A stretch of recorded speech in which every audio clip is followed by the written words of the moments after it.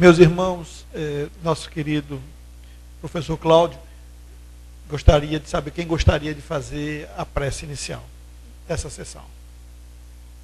Porque a pessoa que desejar fazer um Pai Nosso, enfim, apenas um momento de reflexão. Apenas e muito importante. Alguém? Se ninguém se oferecer, a gente vai escalar, né, professor? Quem é que poderia fazer?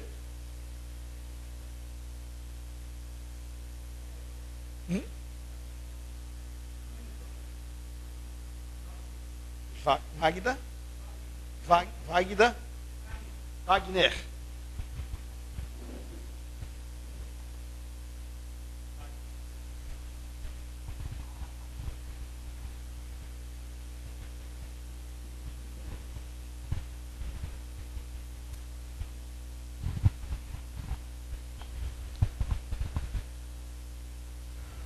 Vamos silenciar as nossas mentes,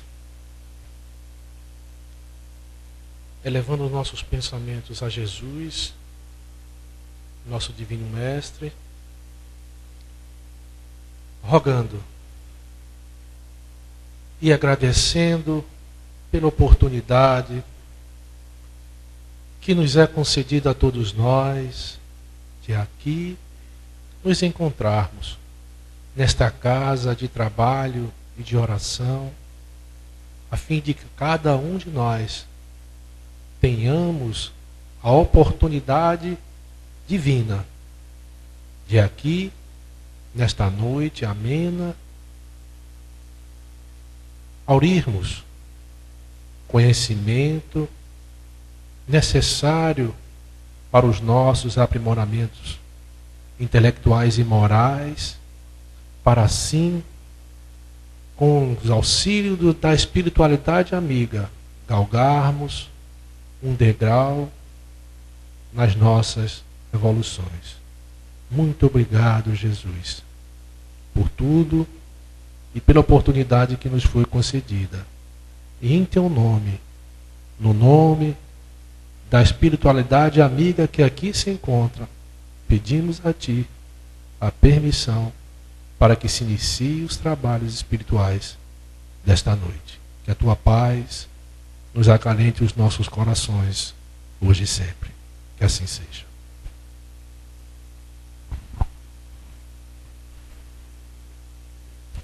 Caríssimas irmãs, estimados irmãos desta abençoada casa, que Jesus se faça presente sempre neste ambiente e encontre guarida em nossos corações. Eu tenho a alegria de voltar aqui ao Cáritas, atendendo ao convite tão fraterno dos seus dirigentes, para juntos podermos aprender um pouco mais da doutrina dos Espíritos. Doutrina esta que nós já reconhecemos de há muito tempo, como sendo o Consolador que Jesus houvera nos prometido, isso há 2000 anos. E é exatamente revendo os apontamentos da doutrina espírita, e mais especificamente no Livro dos Espíritos, que nós escolhemos despretensiosamente um tema entre tantos outros, tão palpitantes, tão importantes, tão necessários ao nosso processo de aprendizado. Escolhemos este, cujo título é tão sugestivo, é tão bonito. Esse nome, depois eu estive, esse vocábulo, né, essa palavra prelúdio, né, ela tem uma sonoridade muito grande. Ela me é extremamente simpática aos ouvidos, não é? E a própria grafia, a palavra prelúdio é uma palavra realmente bonita do vocábulo pátrio, não é? Nossa língua portuguesa. E quando a gente vai ver o que ela significa, num sentido mais amplo da palavra, então é que ela se torna mais bonita, mais sonora, não é? E mais agradável aos nossos entendimentos.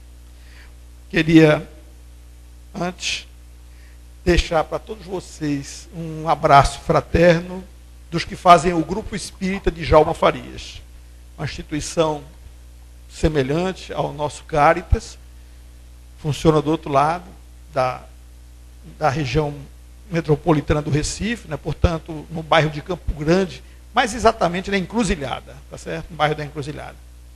E também em nome da Associação de Divulgadores do Espiritismo de Pernambuco, entidade que nós também participamos e que tem a honra de ter um cartaz ali afixado no quadro de aviso. Entregamos isso ao nosso querido Orengo na semana passada e ele não se fez de rogado e imediatamente, nós podemos dizer, né, colocou ali com a sua sensibilidade e dos que dirigem essa casa, não é? Para a importância da divulgação do Espiritismo pelos meios de comunicação. Então, aquele cartaz que eu queria que depois vocês analisassem direitinho ao entrar ou sair, fala de um programa espírita numa rádio FM daqui do Recife e que as informações estão todas lá, tá certo? Tereza, né, a esposa do nosso querido Jorge, a Tereza Souto, filha aqui do professor, da nossa professora, ela também já foi entrevistada lá algumas vezes. Então, é um programa de divulgação do Espiritismo. Então, em nome da AD, que é a sigla da instituição que produz e veicula aquele programa, e em nome do Djalma Farias, que eu queria cumprimentar todos vocês.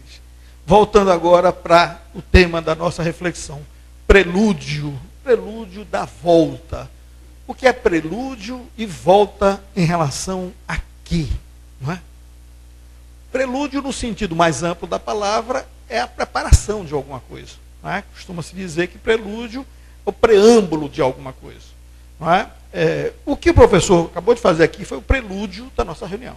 Não é? Ele preparou o ambiente, ele nos introduziu no momento que é, vamos dizer assim, mais longo, mais é a própria razão de ser da reunião, é a palestra, né? Independente de quem a profira, não é? E a evocação que ele fez, com esse texto, com esse comentário, foi o prelúdio da reunião. Portanto, prelúdio é o sentido de preparação. Mas no sentido mais amplo, no sentido mais sonoro que eu falei, usei a palavra sonora de propósito, prelúdio é um gênero musical. E o professor sabe disso, e muitos aqui sabem, né? É um gênero musical. Foi muito utilizado em peças antigas, não é? Quando a música efetivamente era música e merecia esse termo. Não é? Então, Beethoven, não é? Wagner, o xará ali do nosso amigo, não é? Compuseram, não é? Prelúdios musicais, né? Prelúdios que são preparações, são músicas introdutórias a uma peça mais complexa. Então, as óperas, por exemplo, normalmente têm o seu prelúdio, não é?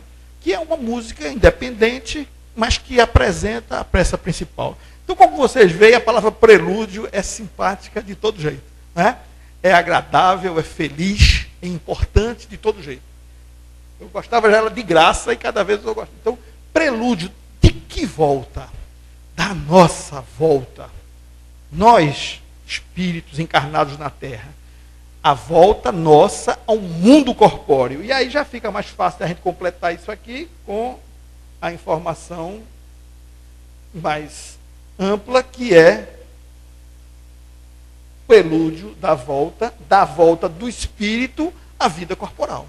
Porque eu vou dizer uma coisa aqui, por favor, ninguém se alarme não, tá certo? Mas provavelmente daqui a 60 anos, todos nós aqui estaremos no mundo espiritual. Alguns até já voltando. Percebeu? Então, essa realidade tem que ser algo que a gente tem que conviver com naturalidade absoluta. Não é? Qualquer um pode temer a morte. Mas o espírita não deveria. Deve ter até algum tipo de ansiedade, algum tipo de preocupação. Mas temor não. Porque nós temos a certeza. Mais do que a certeza, é uma convicção absoluta de que não existe morte. Existe uma transição, a vida é permanente. Né? Então, nós estaremos todos num espaço de 60 anos, incluindo os mais jovens aqui, já vai estar provavelmente todo mundo no mundo espiritual. E estando no mundo espiritual, nós estaremos vivendo esse momento aí. A preparação para o retorno à vida material. Porque esse retorno, ele é, assim, imprescindível, portanto, indispensável, não é? Ao nosso processo evolutivo. Não existe progresso espiritual sem essa relação íntima do espírito com a matéria, com o corpo. O processo evolutivo se dá num sentido amplo, tanto na vida material como na vida imaterial, a vida extracorpórea, tá certo? Mas qualquer processo evolutivo, qualquer aprendizado que a gente faça no mundo espiritual, é aqui que é o campo de provas. É aqui, é a sala de aula. É aqui onde a gente é testado para ver se os estudos e os aprendizados que a gente fez está valendo mesmo. Um dia não vamos precisar mais. Um dia nós não teremos mais que nos preparar para a volta. Também isso é interessante dizer. A reencarnação, ela é uma situação momentânea do espírito. Tivemos um dia a necessidade de encarnar, e a partir daí são reencarnações sucessivas, mas que tem um paradeiro. Chega um ponto que a gente não vai mais precisar de reencarnar. Mas, por enquanto, considerando que estamos todos numa média de processo evolutivo, né, de patamar evolutivo, nós teremos, pelo menos aqui, vamos ser, não é, professor, bem otimistas, cada um aqui vai ter pelo menos mais 1 ou 2 encarnações. Tá bom, tá? 1 ou 2, hein?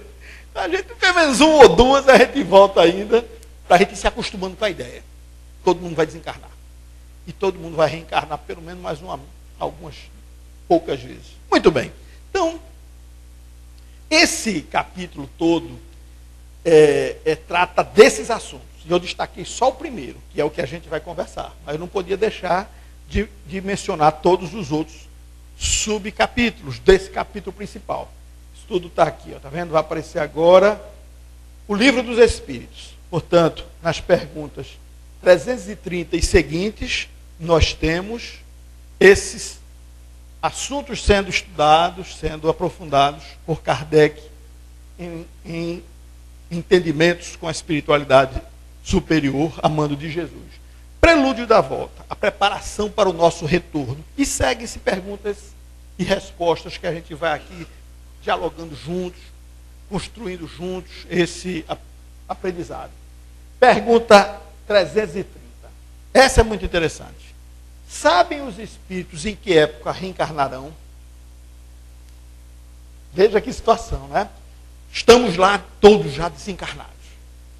Nosso lar, né?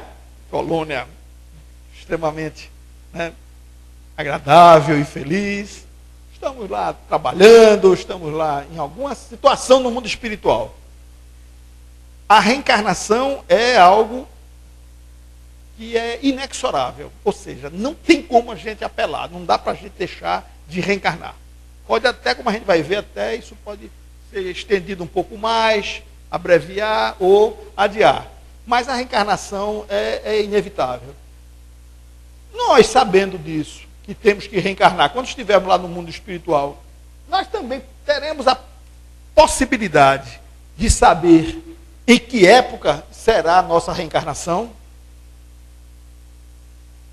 Cada um já formou mais ou menos aí um convencimento, né? Mas a resposta é essa.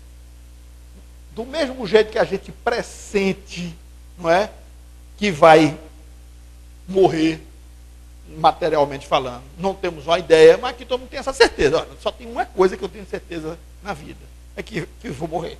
Não é isso que se diz na linguagem popular? Tudo bem, que é uma lei da vida. Essa mesma certeza os espíritos têm quando estão desencarnados. Eles sabem, então, vou ter que reencarnar. Olha, pode ser até que é como nós fazemos, muitos de nós, eu não quero nem falar em morte, né? Se falar numa doença, então, ele bate na madeira, diz, fulano, se tu tivesse um câncer, vira essa boca para lá. Não é assim que as pessoas normalmente, nós reagimos, não é? Não queremos nem doença, muito menos desencarnar. Mas tanto uma coisa como outra, a doença nem tanto, mas a desencarnação é uma realidade. Aí, o espírito desencarnado também muitas vezes não quer nem falar em reencarnação, não quer nem essa conversa, não quero nem saber. E se puder, nem reencarna. Pressentem-na como sucede ao cego que se aproxima do fogo. A pessoa pode não estar privada da razão, mas chega perto de uma fogueira de São João, aquele fogaréu lá intenso, ele vai sentir aquela energia. Opa, estou me aproximando do fogo, não está nem vendo, não tem nem ideia da distância, nem em quanto tempo vai chegar até ele. Mas já sentiu e o fogo está ali presente. Então, numa linguagem, né, simbólica, dá essa ideia de que, assim como um cego sabe quando se aproxima do fogo, o espírito desencarnado sente quando se aproxima do momento da reencarnação. E diz mais, não é? Sabem que tem de retornar. Percebeu? Não é que pode, não. É diferente. Sabe que tem que reencarnar. E, como sabeis que tendes de morrer um dia, mas ignoram quando isso se dará. Então, agora, como nós sabemos, as regras existem para reger as situações gerais, não é? A generalidade dos casos. Mas existem situações muito específicas, muito especiais, às quais estão submetidos, ou diríamos assim, das quais se beneficiam espíritos em condições especiais e que organizam a sua reencarnação. Programam isso, muitas vezes, com uma certa riqueza até de detalhes. Eu vou dar um exemplo, professor, que é interessantíssimo. Puxando a brasa para a nossa sardinha, né? O nosso querido Djalma Farias, entidade hoje no mundo espiritual, que hoje, exatamente hoje, 6 de maio, faz 64 anos que ele desencarnou, né? Nasceu em 1900, morreu em 1950, com 49 anos, não chegou nem a completar os 50 anos, morreu com 49 anos, e que escreveu uma página na história do movimento espírita pernambucano e nacional. Muito bem. Um espírita que ele, 64 anos depois, ainda muita gente se lembra dele. Isso é muito raro até. Mas não é todo mundo que é lembrado mais de meio século depois, né? Muito bem. Então, o Djalma Farias, provavelmente ele negociou a data da encarnação dele. Ele nasceu no dia 9 de outubro, no dia do Alto de Fé de Barcelona. É talvez uma das segunda ou terceira, se a gente pode estabelecer uma hierarquia, uma das datas mais significativas do movimento espírita, do espiritismo, o Alto de Fé de Barcelona. Então é interessante, provavelmente, no nível espiritual como ele estava, ele dizia, olha, eu vou dar um jeito aí para dar uma data que signifique muito para mim e para o espiritismo. E nasceu numa data como essa. Muito bem. Eu, como sou um espírito atrasado, mais ou menos atrasado, nasci numa data, veja só, dia do frevo, viu, Orém? Era para ser um fuliano, né? Nasci dia 9 de fevereiro, olha. Dia do frevo, e eu que nem pernambucano sou. Interessante, né? Homenagem ao frevo. Mas isso é só para descontrair. Então, os espíritos podem sim, né, pressentir essa data, mas eles não podem precisar. Perceberam a diferença? Pressente, tem uma ideia vaga, mas exatamente só os espíritos missionários, espíritos de envergadura superior, eles organizam de tal forma a coisa que sabe exatamente onde vai nascer, como vai ser, tudo é muito bem esquematizado. Bom, feito isso, temos aí uma seguinte pergunta. Então, é um desdobramento da pergunta anterior. A reencarnação é uma necessidade da vida espírita ou espiritual? Entendamos aqui a palavra espírita com o sentido de espiritual. Não é espírita porque nós professamos o espiritismo não, tá certo? É espírita no sentido de espiritual. Então, a reencarnação é uma necessidade da vida espiritual, como a morte o é da vida corporal? E não podia ser outra resposta. Ele disse, certamente assim é. Então, do mesmo jeito que é necessário, aliás, você não tem como desassociar a desencarnação em relação a nós que estamos encarnados. Não tem. Temos que desencarnar. Portanto, é algo intrínseco, está intimamente ligado à vida corporal, é a gente desencarnar. A mesma coisa é o espírito. O espírito está desencarnado. Então, tão exato é para o espírito encarnado que ele vai deixar a matéria, como é quando ele está desencarnado, que ele terá de reencarnar. Essa é uma necessidade. Tendo consciência ou não, viu? Só a gente se lembrar da pergunta anterior. Tendo consciência ou não, desejando ou não, né? Sendo agradável ou não o momento da reencarnação, mas essa é uma necessidade da vida espiritual. É uma necessidade. E não temos como disso nos afastarmos. Observação. Aí isso era a nota de rodapé que está lá no Livro dos Espíritos, né? E eu fiz questão de transcrever. A respeito deste tema, a reencarnação, recomenda-se a leitura das questões contidas no capítulo 4 de O Livro dos Espíritos, que fala da pluralidade das existências, ou seja, das reencarnações. Mais uma das questões que estão vinculadas a esse tema, o prelúdio da volta, o preparatório, o processo de retorno ao mundo material. Todos os espíritos se preocupam com a sua reencarnação. O que é que vocês acham? Tem lá, nós sabemos, a informação dada pela espiritualidade, que a comunidade desencarnada é cerca, me parece, de 4 vezes ou 5, me corrija aí, em Orengo. É um número assim muito expressivo, 4 ou 5 vezes maior do que a população encarnada. Então, se nós somos hoje 7 bilhões, né? Nós teremos o quê? Pelo menos quantos? Pode chegar a 35, né, bilhões de espíritos na psicosfera do nosso planeta Terra, dessa casa maravilhosa chamada planeta Terra, o planeta azul. É muito espírito. É muito espírito. Então, 7 bilhões está hoje aqui na carne. Nós fazemos parte desses 7 bilhões, óbvio.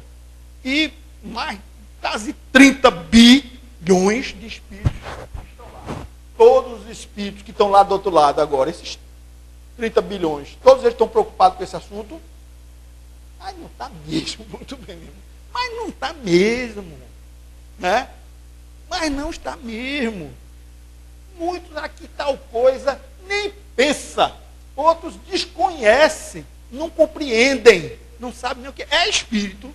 Está lá do mundo espiritual. E essa coisa tão inerente à sua condição, ou seja, tão íntima, nossa, dele que está lá do mundo espiritual, que é reencarnar, não está nem aí. Ou faz que não sabe, se finge de morto, né? Essa linguagem que diz aqui, se finge de morto, né? Então eles são mortos mesmo, né? Então ele está lá se fingindo de morto. Então, reencarnar, não quer nem saber desse assunto, passa para lá. E outros não compreendem. Uns sabem e evitam o assunto e o enfrentamento dessa situação realidade, ou seja, reencarnar. Olha, é uma parada. Né? E aí ele vai reencarnar. Aí diz, quero nada. Não, bota aí na fila, tem 30 bilhões para reencarnar, né? Ele vai querendo ir para o final da fila, para a rabeta da fila. Né? É feito fila para tomar injeção, essas coisas, para vacina. O cara diz, não, pode todo mundo sair de lugar para quando o negócio não é bom, né? Tem que fazer, mas se tiver alguém querendo, agora quando é bom, ninguém quer ceder o lugar. A maioria. Depende de estarem mais ou menos adiantados. Para alguns, a incerteza de que se acham do futuro que os aguarda constitui uma punição. Isso é muito importante destacar.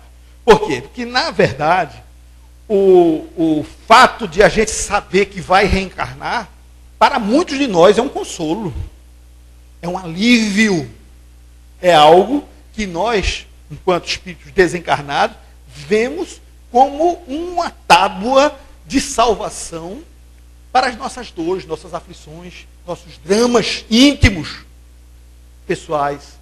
Então, estou eu lá no mundo espiritual, cheio de culpas, consciente das besteiras que eu fiz, sofrendo amargamente no tribunal da minha própria consciência, e eu sei que só com a reencarnação vai ser possível começar a resgatar parte daqueles erros cometidos. Então, isso para mim será muito esperançoso, me dará muito contentamento espiritual, pelo menos aliviará minhas dores, saber que vai reencarnar. Não saber constitui uma aflição. É aquela ilusão que muitos espíritos permanecem no umbral, pensando que estão no inferno do fogo eterno. Estão lá no maior sufoco, na aflição, que não foi criado por Deus esses ambientes. Os ambientes chamados umbralinos, ou qualquer nome semelhante, mas que dá a ideia de um ambiente de muita aflição, muita dor, e tem tudo que é ruim, né? É mau cheiro, é escuridão, é lamaçal, é gente desagradável por todo lado, é um inferno, né? Não foi Deus que criou, não. Isso é criado pelo somatório do psiquismo das pessoas, dos espíritos. Né? Do jeito que a gente pode criar uma colônia abençoada de amor e paz, se nós nos concentrarmos nisso e somarmos com o nosso psiquismo, a gente pode construir coisa ruim. Né? São as formas de pensamento deletérias, né? A gente só pensa em coisa negativa, cria um ambiente ruim. Então esses ambientes estão lá, o espírito está lá naquele sufoco. Se alguém disser, meu amigo, você vai reencarnar, ele sabe que na Terra, por pior que seja a situação, seguramente ele vai passar por um período de um certo, né, readaptação, e que vai significar para ele um bem-estar, um alívio em relação ao que ele está. Daí porque essa afirmativa feita pelo Espírito Verdade, quando ele diz, para alguns, a incerteza em que se acham do futuro que os aguarda constitui punição. É necessário que ele pense que aquilo é eterno. Perceberam? Então, às vezes, para o espírito se arrepender mais profundamente e com muito mais vigor emocional, psíquico, né? Enfim, da sua própria mais íntima realidade, é preciso que ele entenda que ele pense que aquilo é eterno. E é naquele desespero, pensando que aquilo é eterno, é que vem o mais profundo arrependimento. Porque senão, se o camarada soubesse, né, que aquilo é passageiro, como todo mal é passageiro, ele dizer, eu vou me aguentando por aqui, que me arrepender coisa nenhuma, né? Eu vou ficando por aqui, já vou começar a pensar que eu vou fazer de novo na reencarnação, né? Ah, vou reencarnar, vou fazer tudo de novo, ou pior. Perceberam? Então ele faria um jogo assim de estratégia, onde maquiavelicamente ele poderia começar no purgatório que ele está, ele já está pensando, feitos muitos que estão encarcerados, professor. Muitos que estão cumprindo sentença, sabe que só vai cumprir um sexto da pena, né? Aí desse um sexto, cumpre um terço no fechado, semi-aberto, depois é aberto o sistema. O que é que ele fica fazendo quando está dentro do presídio? Ele fica assim, ah, meu Deus, que eu fiz isso, né? Estou aqui preso. Meu, por quê, meu Deus? Ah, eu não deveria ter feito. Ele está lá e está pensando, ó, daqui a pouco eu estou fora, né? Vou ver o que é que eu vou fazer. Então é por isso que no mundo espiritual, essa incerteza em relação ao futuro é uma punição. Ele pensa que é eterno, que vai ficar ali para sempre, que até porque aprendeu isso, ouviu falar, e vai experimentar toda essa aflição. Aí, Kardec, nessa pergunta 332, está perto de acabar, veja aí. Pode, aí não é deve nem coisa nenhuma, pode o espírito apressar ou retardar o momento da sua reencarnação? O que é que vocês acham? Pode, não pode? Não é, professor?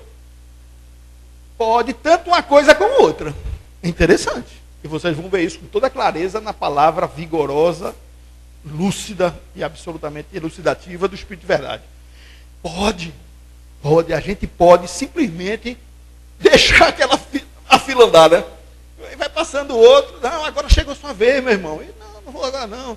Olha, chegou o momento da sua reencarnação. Não, mas vamos ficar mais por aqui um pouquinho, né?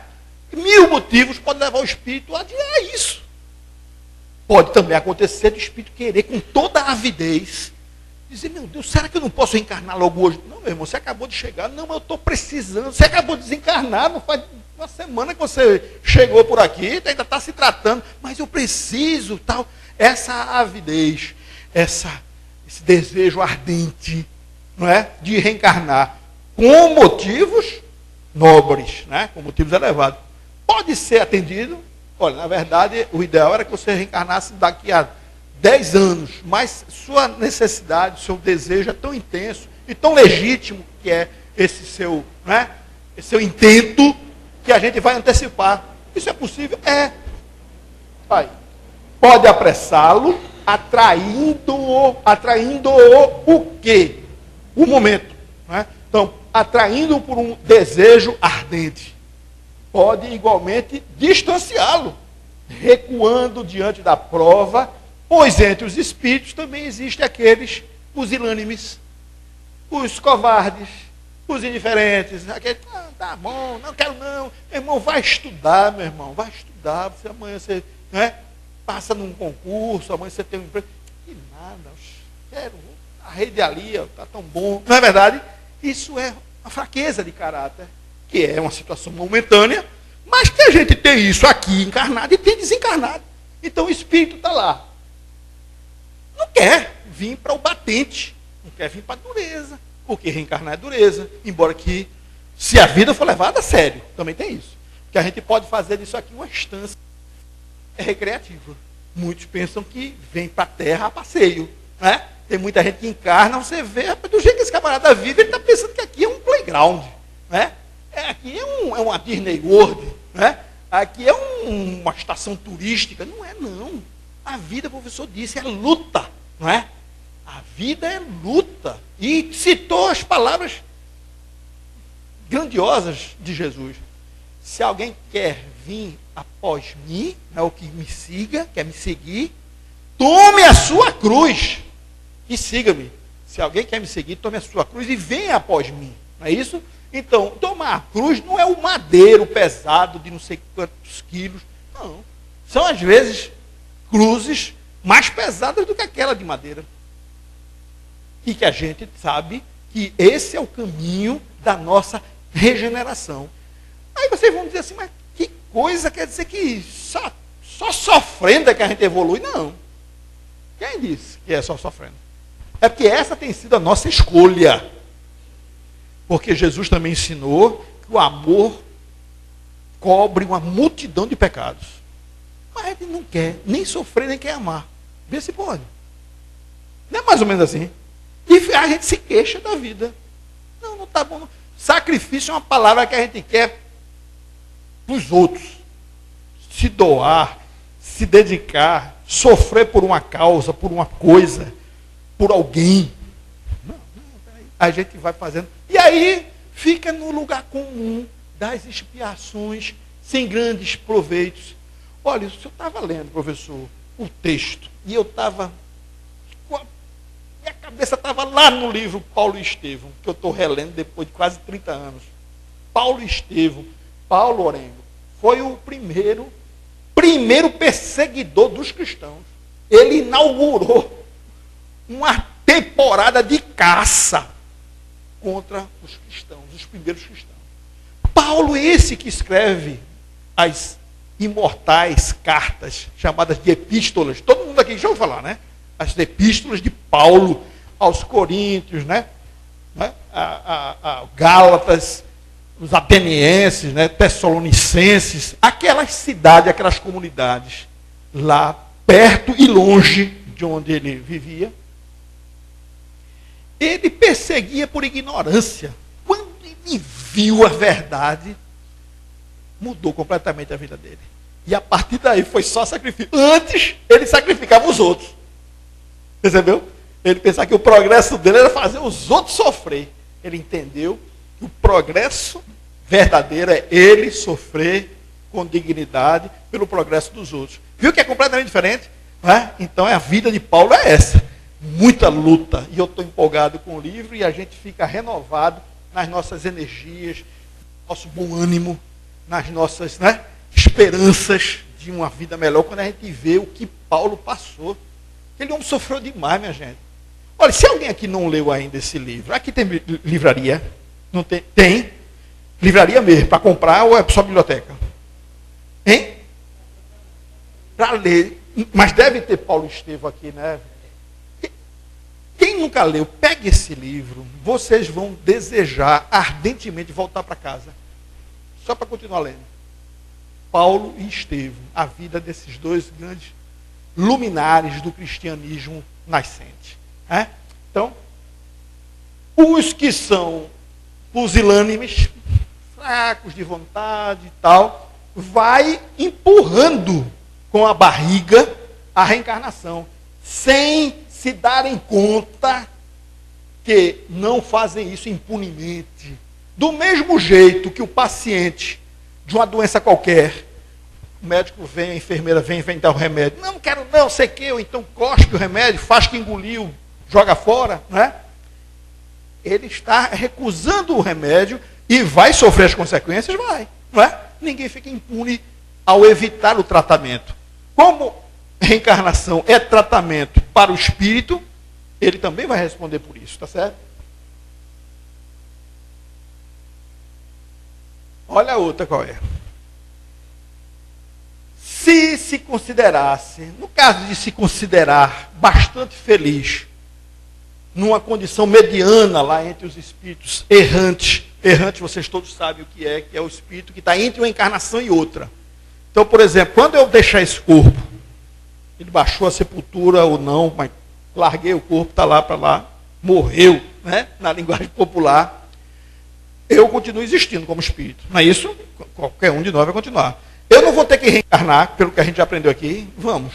Esse período entre uma encarnação que terminou e outra que eu vou ter que experimentar, esse período em que eu estou fora do corpo, se chama essa condição se chama erraticidade. Tem esse nome assim, errante. Ah, o fulano é um errante pelo mundo. Não é que ele esteja cometendo erro, não. Ele está vagando, ele está livre, ele está andando, ele está... O espírito errante é esse espírito, mais especificamente falando, que está entre uma encarnação e outra. Então a pergunta é, se o espírito se considerar bastante feliz, numa condição mediana entre os espíritos errantes, aqueles que vão ter que reencarnar, e consequentemente não ambicionar-se, se elevar, poderia um espírito prolongar indefinidamente esse estado? Olha, aí a gente tem que pegar a palavra no seu sentido justo, não é? Indefinidamente. Olha, que a gente, não é verdade, amigo? Que a gente pode empurrar com a barriga, a gente já viu que pode. Não é? A gente arca com as... Mas o espírito é uma situação mais ou menos confortável. É o que ele diz assim, ó. Se acha mais ou menos feliz. Não estou no céu, não estou daquela maravilha de que eu sei que os espíritos superiores podem experimentar. Mas também não estou sofrendo, não estou cheio de dores, não estou na perturbação, não estou no umbral. Não, eu vou ficando por aqui, né? Está tão bonzinho, né? Tão bonzinho, eu vou ficando por aqui. Esse vou ficando por aqui, que no caso é lá, no mundo espiritual, isso pode ser indefinidamente? Não, realmente não. Não é bem assim, não. Indefinidamente, não. Né? Cedo ou tarde, o espírito sente essa necessidade de progredir. Porque todos têm que se elevar. Esse é o destino de todos. É da lei. É uma lei natural. Quando a gente fala lei natural, é lei de Deus. Não é? Lei da natureza no sentido mais amplo da palavra. Natureza do que é natural. Então Deus, entre suas inúmeras leis, criou essa, a do progresso. Progresso que é algo que nós temos que cumprir. Isso vai acontecer. Do mesmo jeito que eu disse que daqui a uns 60 anos, um pouquinho mais, todo mundo, a gente já está todo mundo lá do outro lado, né? Um dia que todos nós que estamos aqui seremos anjos. Anjos do Senhor. É sério. Espíritos puros. Né? Iluminados. A serviço de Deus. No sentido mais amplo da palavra. Todos. E olha que a gente aqui está numa turma boa, né? Que a gente está todo mundo aqui preocupado, né, com o nosso futuro espiritual, com o nosso progresso. E aquele que está assaltando, matando, estuprando, né? Fazendo e acontecendo, também vai ser anjo. Não é interessante a gente ver isso? Vai ser também. Porque se hoje a gente não está fazendo tanto mal assim, possivelmente já fizemos. Coisas que podem ter sido tão sérias que Deus entende que é melhor a gente não lembrar. Para a gente focar só no presente, com vistas ao futuro.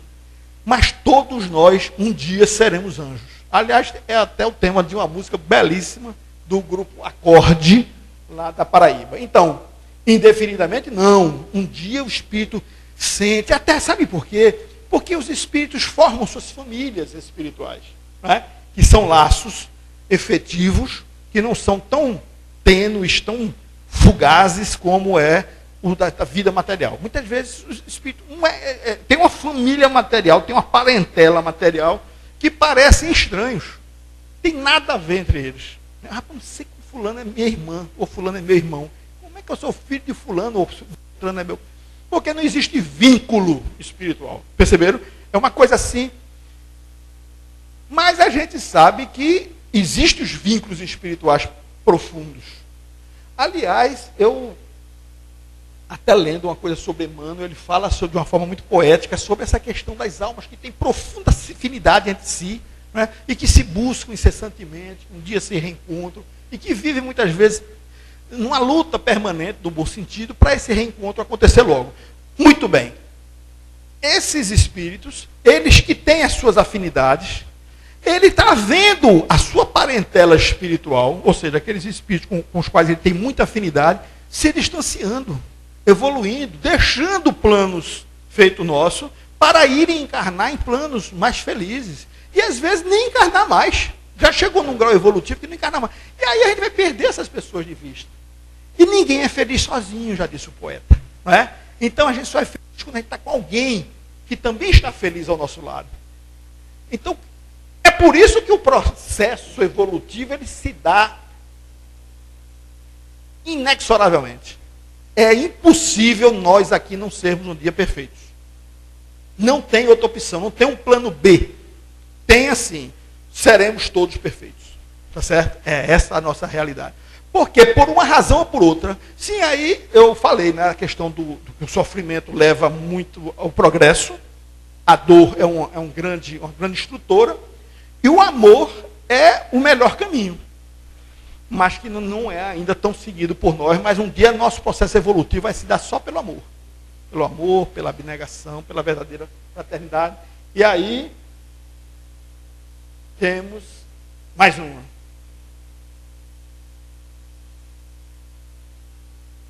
Você viu que entra cheio de estilo, né?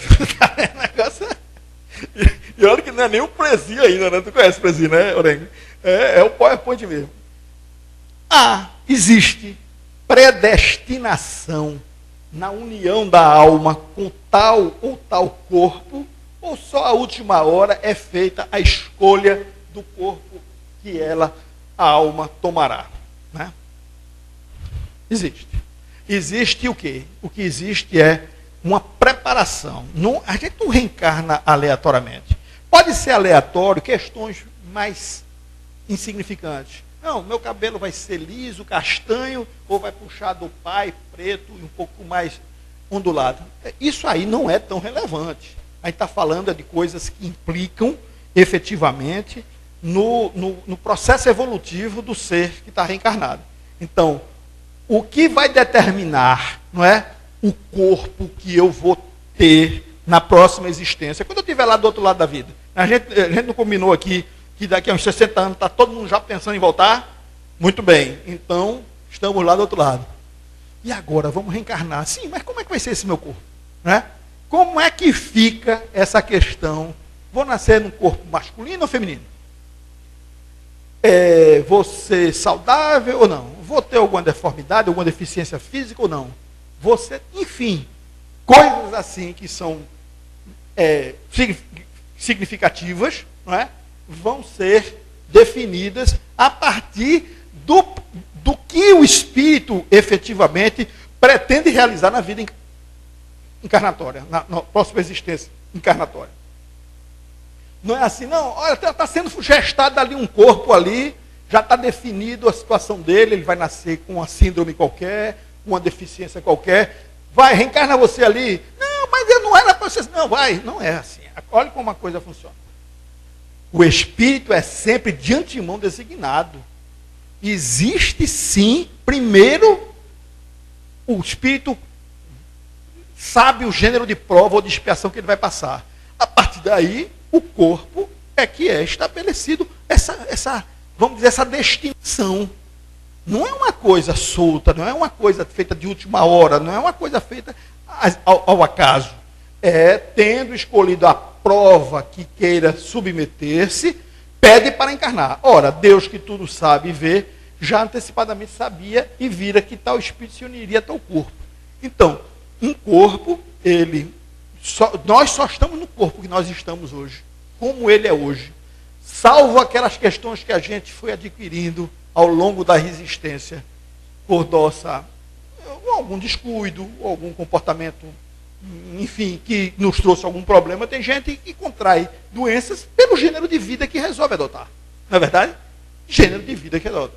Então tem um corpo, foi programado para ele uma vida de 80 anos, dentro de um nível de equilíbrio, né, de saúde, de um tônus vital que dava para ele ir bem até os 80. Mas a pessoa enveredou por uma série de desgastes que fez com que prematuramente, aos 60 anos, já está combalido, está doente, já está cheio de problemas, e às vezes até desencarna mais cedo, antes dos 80 que estava programado. Então, isso aí é algo que nós temos, sim, uma responsabilidade sobre isso. O corpo foi programado para ter tal condição e conosco acompanhar um processo de tal programação. Mas o jeito como eu me conduzo vai determinar se essa vida é ou não tão proveitosa quanto eu gostaria que fosse. Então, chegando ao final, não é, professor, dessa nossa... Aí termina aqui, viu, minha gente? Eu teria até uma brincadeirazinha aqui para vocês na parte seguinte, que é, vocês estão pensando que acabou, né? Mas não acabou não, né? É que tem mais alguma coisa. Lembra que houve uma notazinha de rodapé falando sobre a questão da pluralidade das existências, lembra que estava aqui embaixo? Então, ao capítulo 4 aí, bem rapidinho, só em 2 minutos para a gente falar sobre ele. A reencarnação, é esse capítulo aqui, nessas perguntas trata da reencarnação, justiça da reencarnação, encarnação em diferentes mundos, transmigrações progressivas, parece até um negócio, né, esquisito, ruim, mas não é coisa boa.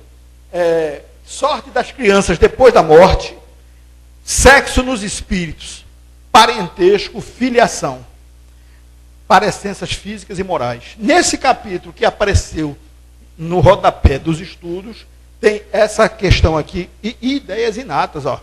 Essa daí, ó, viu, minha gente? Essa é importantíssima. Como pode a alma que não alcançou a perfeição durante a vida corpórea acabar de depurar-se? Veja só, dificilmente nós vamos alcançar a perfeição durante essa vida corpórea. A gente vai desencarnar e não seremos perfeitos. Concordam com isso, né? Aí a resposta: sofrendo a prova de uma nova existência. Ora, se nós temos que chegar à perfeição, o caminho da perfeição é o caminho decorrente de um processo de aprendizado. Esse aprendizado se dá através de existências sucessivas. E aí ele faz essa outra pergunta: como se realiza essa nova existência? Depurando-se a alma, indubitavelmente experimenta uma transformação. Mas, para isso, necessária é a prova de uma vida corporal. Então, esse processo evolutivo, ele existe através das reencarnações sucessivas. E, para finalizar, tem essa pergunta aqui. A alma passa, então, por muitas existências corporais? Todos nós sabemos que sim, não é verdade? Sim, todos contamos muitas existências. Os que dizem o contrário pretendem manter na ignorância em que eles próprios se encontram. Esse é o desejo daqueles que dizem, não, é uma existência só. Porque muitos dizem isso, às vezes até por má fé. Né? Por má fé. Olha só, parece resultado desse princípio que a alma, depois de haver deixado um corpo, toma outro, ou então que reencarna num novo corpo. É assim que se deve entender? Evidentemente, não é de outra maneira, não. É isso mesmo. O homem está encarnado, ok. Deixou o corpo material, está lá no mundo espiritual. Não tenha dúvida nenhuma, ele vai ter que passar por uma nova existência. E aqui termina. A todos vocês, obrigado pela paciência, pela vibração amiga, pela simpatia com que nos acolheram mais uma vez nessa abençoada casa e que possamos ser multiplicadores desses conhecimentos. Todos nós podemos e devemos fazer isso. Lembremos-nos, quando houver um momento ou não em que a gente possa surgir um ensejo de dar um presente. Eita, fulano vai fazer um aniversário. Eita, Beltraninho vai se mudar não sei para onde, vai para outra cidade. Eu queria deixar uma lembrança. Um livro espírita. Façam isso, façamos isso, porque nós estaremos ajudando alguém a ter realmente algo que ele pode chamar de um presente. Porque o livro é um presente permanente. É um presente na vida. Você dá uma bolsa, um sapato, dá um perfume, né? Dá um vinho. Isso tudo rapidamente vai se extinguir. Um livro poderá ser algo que ele conduza seu conteúdo por toda a sua existência. Portanto, professor, muito obrigado mais uma vez, viu, pela oportunidade, e que Jesus continue lançando as suas bênçãos de amor sobre essa casa abençoada.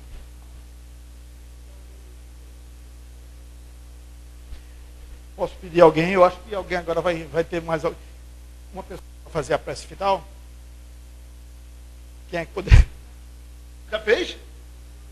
Um Pai Nosso faria hoje? Que maravilha.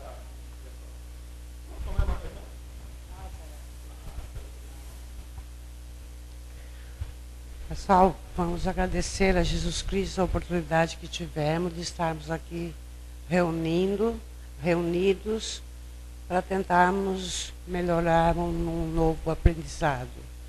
E vamos aproveitar esse momento para rezarmos juntos a oração que Jesus nos ensinou. Pai nosso que estás no céu, santificado seja o vosso nome, e a nós o vosso reino. Já feita a sua vontade, assim na terra como no céu. O pão nosso de cada dia nos dai hoje. Perdoai as nossas ofensas, assim como nós perdoamos a quem nos tem ofendido. Não nos deixei cair em tentação e livrai-nos do mal. Que assim seja.